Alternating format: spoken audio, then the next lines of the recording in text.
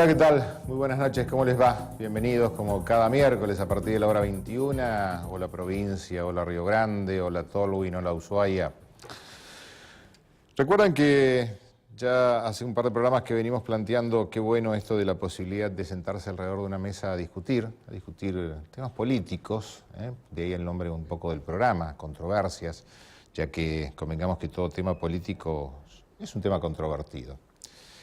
Y sobre todo cuando hablamos de autocrítica o sinceramiento, si nosotros estamos pidiendo desde esta humilde mesa a todos aquellos que tienen responsabilidad en la provincia esto de autocrítica y sinceramiento.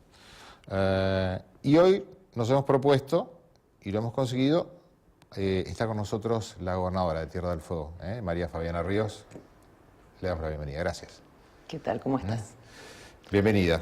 Y digo, recién antes del programa le estaba preguntando, ¿500 cuánto y pico días son de gobierno? Porque, digo, hacer un balance a veces de más de 500 días de gobierno significa no dejar de tener en cuenta los días anteriores. Digo esto porque, a ver, cuando los argentinos de una mesa de café, los argentinos, yo no soy de tuitear ni mucho menos, y digo, los argentinos somos destructivos por naturaleza, somos como el perro del hortelano, ¿sí? Hay cosas que nos gustan, hay cosas que no nos gustan. Siempre digo algo y muchos me dicen, lo repetís constantemente, en Argentina existe el 678 y 123, pero me parece que está haciendo falta un 45 y por el medio. Somos extremistas, nada nos viene bien. Somos, sobre todo en la mesa de café, sabemos qué es lo que tiene que hacer desde el presidente de la Nación hasta, no sé, los concejales, los intendentes, la gobernadora, los gobernadores, quien les habla, quien dirige un partido de fútbol, sabemos absolutamente todo. Pero cuando llega el momento de plantear, bueno, a ver, existe este problema, ¿cómo lo solucionamos? Ahí empezamos a mirar para otro lado. Digo, en términos generales, sobre todo por aquello de las propuestas. Y hoy nosotros con la producción del programa nos hemos propuesto hablar en este mano a mano, en este tete a tete con la gobernadora de Tierra del Fuego. Y la idea justamente es esa. Quizás la primera pregunta sería, ¿está de acuerdo con que a veces no se puede, hacer un balance de tantos y pico de días de gobierno si no se tienen en cuenta los antecedentes? Sí, estoy completamente de acuerdo porque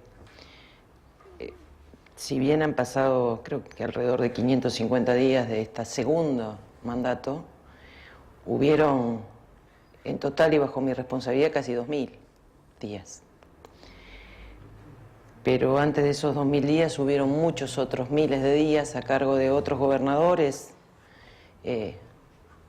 electos o designados antes del año 91, sobre los cuales hubo una responsabilidad en el hacer y en el no hacer, que de hecho generaron las condiciones para que esos otros días transcurrieran. Así que sí, creo que uno tiene que hacer la evaluación de lo propio, pero sin dudas en contexto.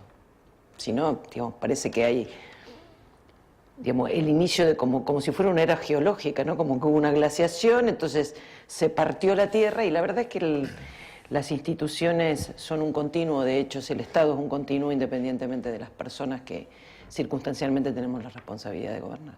Seguramente, digo, quien está del otro lado, y a mí me pasa, quizás por una cuestión o defecto profesional, cuando a veces miro un programa de televisión o escucho un reportaje y demás, me pasa, ¿y por qué no le preguntó tal cosa? Y seguramente alguien que está del otro lado va a pensar y decir, ¿por qué no le preguntó tal u otra cosa? Vamos a tratar de aprovechar sucintamente esta hora que tenemos con Fabiana Ríos. Es decir, entonces, quizás la primera pregunta sería autocrítica y sinceramiento. Es decir, en algún momento es como cuando uno a veces se planta frente a un espejo y dice, a ver, yo hice esto o lo otro, me equivoqué en esto, podría haber hecho esto diferente, ¿de qué manera se dieron las condiciones, no se dieron las condiciones?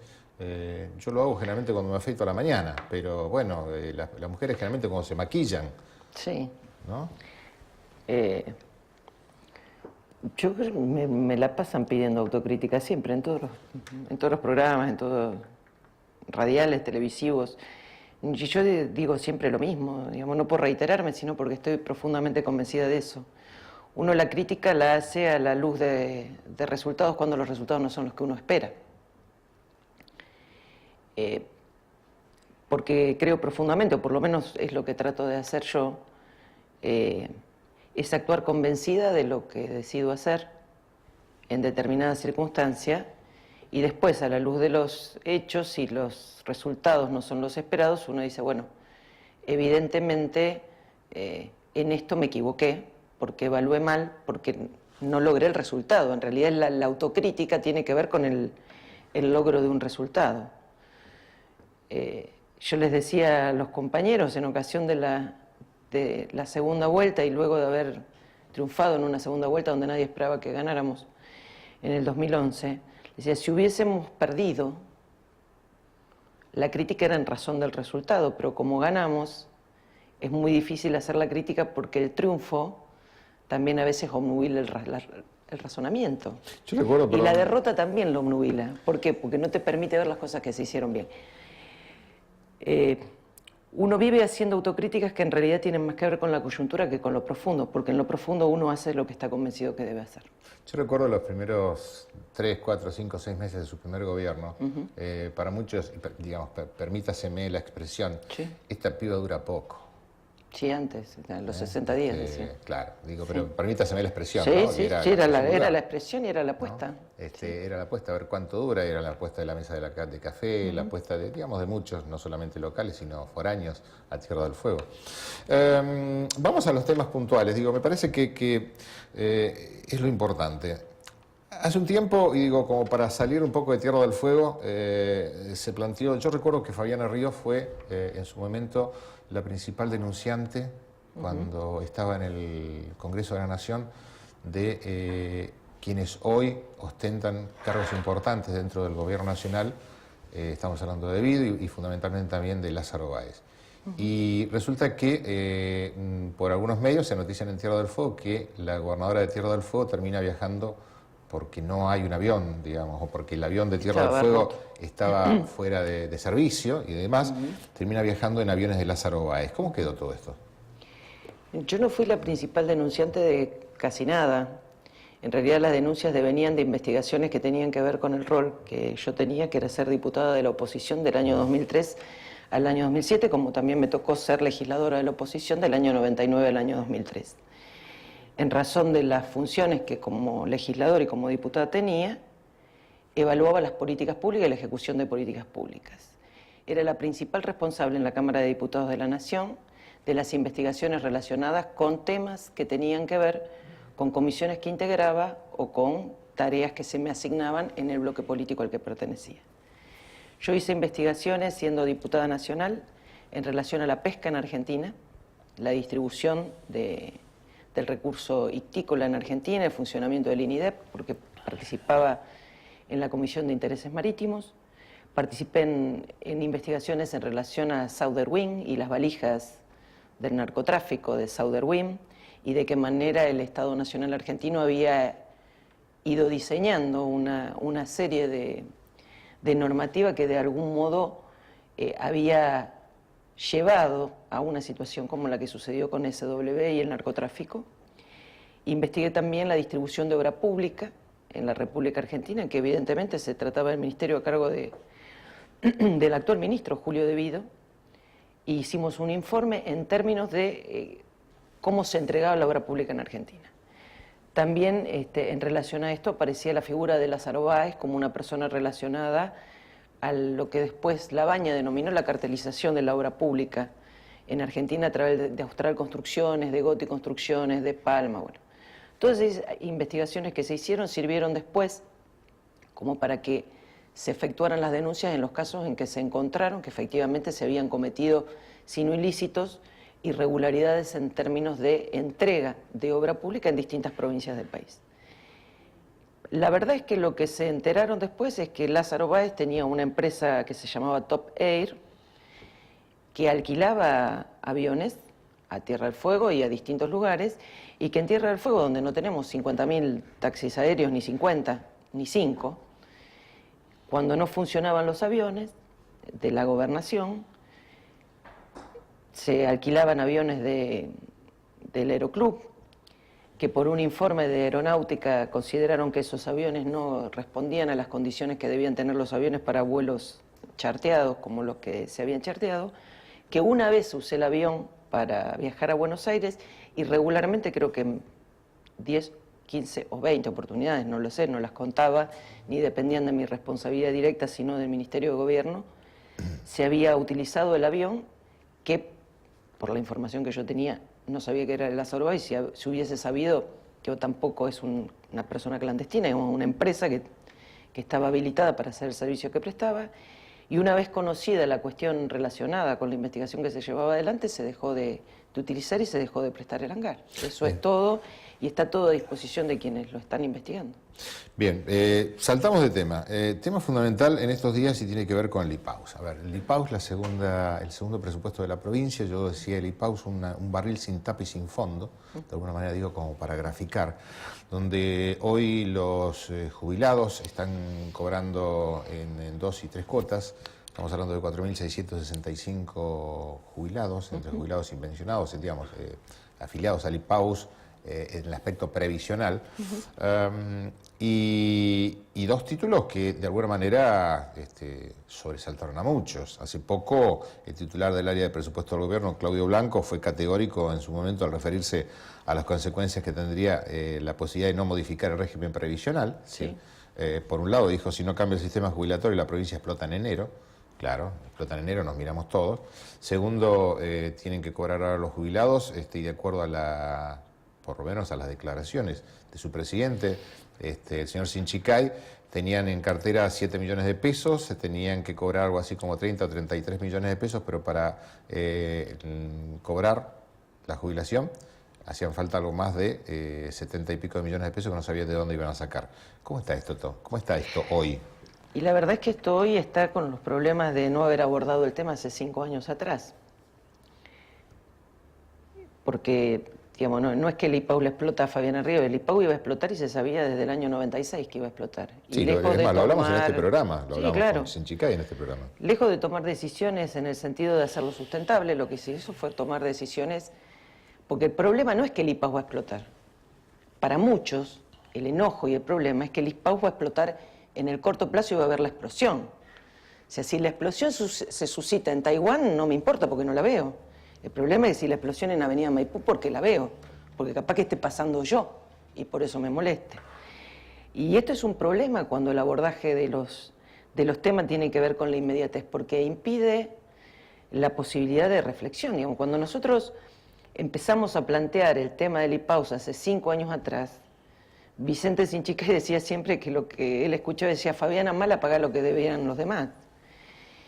Y la verdad es que el problema del IPAUS, y yo lo relataba en el momento en que presentábamos los 5 proyectos sobre los cuales todos han opinado y muy pocos han devuelto la pelota en términos de nuevas propuestas, cuando en el año 96, 97 se interviene lo que era el Instituto de Servicios Sociales, cuando en el año 99 se iba del segundo mandato José Arturo Estavillo y se dictaba la ley 460, estamos hablando de una provincia que tenía 8 años, una provincia que había nacido con superávit, una provincia que había organizado sus instituciones 8 años, tenemos 22, 8. En esa ley 460 decía en uno de sus artículos que la deuda con la seguridad social se prorrateaba por el término de 10 años. Y como si todo esto fuera poco, aseguraban la jubilación anticipada fundamentalmente a los funcionarios del Poder Judicial y a los jueces, que después reconocieron haber redactado una ley que les convenía a sus propios fines. Digo, como si todo esto fuese poco, después unificaron las instituciones, como si todo esto fuese poco, en el momento en que cambian la figura jurídica del Banco Tierra del Fuego y lo hacen sociedad anónima descartando la cartera de incobrables, garantizaron la cartera de incobrables con los recursos de la previsión social, que eran la reserva previsional que tenía el sistema, pasándole la garantía al Estado provincial. Entonces, en el raro caso, que da para una novela de Haruki Murakami, en el raro caso de la caja de jubilaciones de la Tierra del Fuego, tenemos jubilados de 62 años que hace 22 que están jubilados. Tenemos funcionarios políticos que por haber pasado, digamos, esto previo a la Constitución, por supuesto que fijó la imposibilidad de que existieran jubilaciones de privilegio, pero nos encontramos desde el año 99 en adelante, por citar solo un punto en el tiempo, con una cantidad de jubilados que han adquirido el carácter de pasividad en condiciones que en cualquier lugar del país serían extraordinarias, pero que lo han conseguido por la vía legal. Significa que, perdón, acá no hay que mirar para otro lado, estamos hablando del Festival de Leyes. Pero hubo un festival, además, particular y especial, entre julio y noviembre del año 2007. Entre julio y diciembre, noviembre del año 2007, cada 2 semanas modificaban la ley del IPAUS. Augusto y Pechere. Pero sin un solo análisis en términos de horizonte previsional, de estudio actuarial, no me salía la palabra, de un horizonte actuarial que dijera, mira, esta modificación, ese horizonte que vos tenías en el 96, que era que en el 2013 quebraba, en el 2015 quebraba, se corre 3 años, se corre 5 años. La verdad es que las decisiones que se fueron tomando fueron llevando a ese punto. Nosotros durante mucho tiempo fuimos pagando en concepto de deuda que se imputaba al sistema previsional y no se imputaba a asistencial, a pedido inclusive del directorio, pedido telefónico del directorio que nos pedía para cubrir lo que hace 2 años está en déficit. 2 años que está en déficit. Ahora, uno plantea lo siguiente, ¿no? Que en el mundo me parece que no existe, y no soy especialista en el tema, un sistema previsional que pueda aguantar. Es decir, a ver, ¿cuál es la expectativa de vida de una persona? ¿75 años? 70, 75, 80 años. 80. Que se pueda jubilar, y cuidado, yo seguramente no me voy a granjear amigos con lo que digo, pero se pueda jubilar a los 50 años, habiendo trabajado 20 y que le paguen por los otros 30 habiendo aportado 20 o menos. Es decir, no hay un sistema previsional que aguante. Y la otra es, hay un proyecto elevado por el Ejecutivo que en este momento se está de alguna manera planteando dentro de lo que es el Consejo Económico y Social. Algunos plantean por qué. El tema fue que, si mal no recuerdo, los legisladores dijeron, señores, nosotros aprobamos un proyecto, pero tráiganos un proyecto consensuado. Con algún grado de consenso, sí. Con algún grado de consenso. Lo que he visto en los últimos días que algunos gremios insisten de que no es el ámbito adecuado de tratamiento de ese proyecto el Consejo Económico y Social. ¿Cuál es su opinión? Y para mí ya no es materia opinable, porque lo que algunos piensan es que el Consejo Económico y Social es el directorio del IPAUS, que los encierran y los hacen votar 10 veces hasta que votan lo que ellos quieren. En el Consejo Económico y Social, en el momento de la presentación del proyecto, se planteó si entraba o no en el temario. Hubo voces que dijeron que sí y hubo voces que dijeron que no. Se sometió a votación y la votación fue que entraba en temario. Por lo tanto, el Consejo Económico y Social, que no tiene ninguna otra función que no sea opinar y consensuar respecto a un determinado tema, deberá decir si está de acuerdo, si no está de acuerdo, si es este proyecto, si puede ser otro, pero algo va a tener que decir porque está dentro del temario. Y se ha considerado que este es el ámbito. Y respecto a lo que vos decías, que no es tu especialidad, pero que en realidad tiene que ver, digamos, por ahí el tema previsional no es la especialidad de casi nadie. Pero a veces tiene que ver sentido común. Pero esto tiene que ver fundamentalmente con decir, bueno, a ver, si alguien que aportó 20 años tiene una expectativa de vida de 25, en la compensación con otros puede el sistema, un sistema en el que aportamos todos, tener la posibilidad de jubilarse antes de que se cumpla ese punto de expectativa de vida. Pero el problema que tenemos aquí es que hay un sistema de compensación y un sistema que, desde el mismo origen de la caja de jubilaciones, de recursos que eran nacionales, que eran de una caja nacional, y recursos que después se hicieron de caja provincial. De gente que aportó durante muchos años a otro lugar de recursos que no vinieron aquí. Y sin embargo, por acuerdo de reciprocidad, fue la caja quien la jubiló. Digo, para que se entienda, compensaciones de tiempo, pero no numerarias en efectivo. No, claro, digo, hay gente que trabajó 20 años para el Estado Nacional y que trabajó 5 para Tierra del Fuego. Y aportó la caja 5 y se jubila por la caja de Tierra del Fuego. Pero el Estado Nacional no aporta un solo peso. Pero aquel Estado Nacional no aporta esta caja, digamos, no es un régimen de capital. Digamos, hay gente que cree que el sistema previsional, a la propia interpretación, es un régimen de capitalización individual. Dice, no, mire, pero yo aporté 15 años. Sí, usted aportó 15 años, el 13%, y cobra 25 con el 150%, porque el sueldo que a usted le garantizan como haber previsional para el cálculo del haber inicial son sus mejores 24 sueldos, que no siempre tienen que ver con su vida laboral. Totalmente.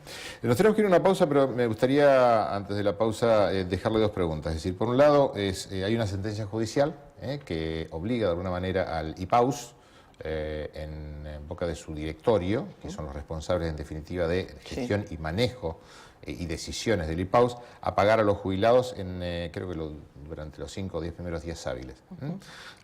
Primero, ¿cómo lo ve el gobierno? ¿Qué responsabilidad tiene el gobierno en esto? ¿Sí? Y la otra, se ha hablado mucho durante los últimos tiempos de, a ver, el IPAUS ya no da más, el IPAUS se entrega. ¿El IPAUS se entrega? ¿Me lo contesta estas dos después de la pausa? ¿Puede ser? ¿Cómo no? Vamos a la pausa y antes de la pausa, sí, las vías de comunicación. ¿Le parece, Connie? Nuestros televidentes pueden enviarnos mensajes de texto al 02901 1541 0964 o buscarnos en Twitter en @controversiastv.